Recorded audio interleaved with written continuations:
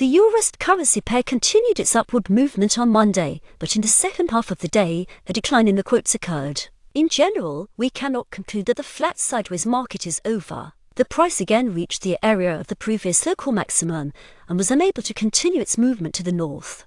Yesterday, the low volatility and low trader interest in the trend were understandable.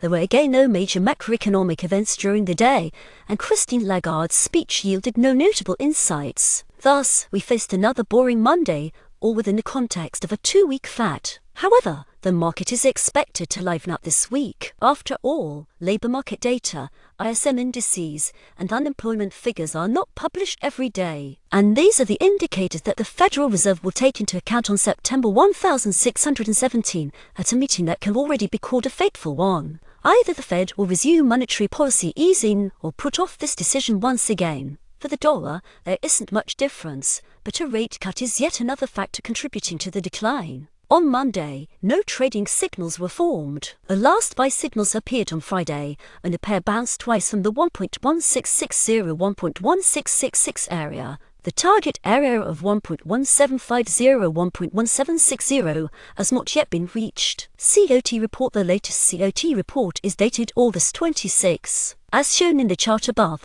the net position of non-commercial traders remained bullish for a prolonged period. Bears briefly gained the upper hand at the end of 2024, but quickly lost it. Since Trump became the US president, the dollar has been the only currency to decline.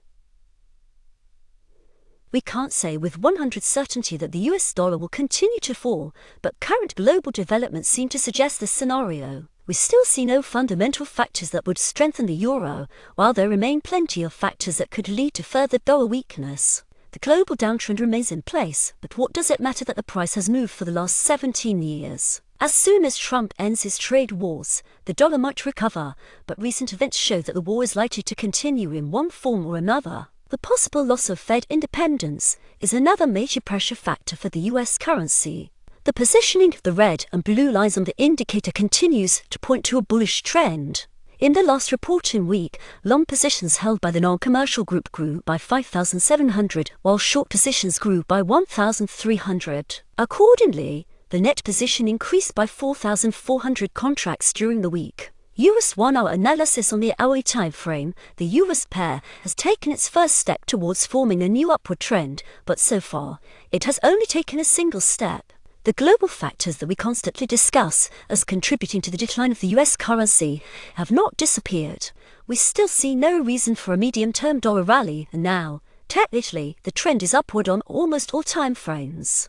The only thing left is to wait for the end of the flat on the hour ETF. For September 2, we are highlighting the following levels for trading: 1.1092, 1.1147, 1.1185, 1.1234, 1.1274, 1.1362, 1.1426, 1.1534, 1.1604, 1.1615, 1.1666, 1.1750, 1.1760, 1.1846, 1.1857, as well as the Senkou Span B 1.1660 and Kijun Sen 1.1663 lines. The lines of the Ichimoku indicator can fluctuate throughout the day, which should be taken into account when identifying trading signals. Don't forget to set a stop-loss order to break even if the price moves 15 pips in the right direction. This will protect you from potential losses if the signal turns out to be false. On Tuesday, the most important event of the day will be the US ASM manufacturing PMI.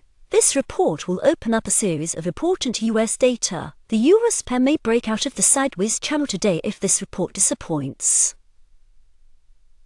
Trading recommendations on Tuesday. The upward movement may continue as the price has overcome the lines of the Ichimoku indicator and bounced off them twice from above on Friday. Thus, we'll expect further growth towards the 1.1750-1.1760 area. Illustration explanations, support and resistance price levels. Thick red lines where movement may end. They are not trading signal sources. Kijun Sen and Senkou Span B lines. These are strong Ichimoku indicator lines transferred to the hourly time frame from the 4-hour on. Extremum levels. Thin red lines where the price has previously rebounded. These act as trading signal sources. Yellow lines, trend channels, and other technical patterns. Indicator 1 on the COT charts the size of the net position for each category of traders. The material has been provided by Robot FX Robots.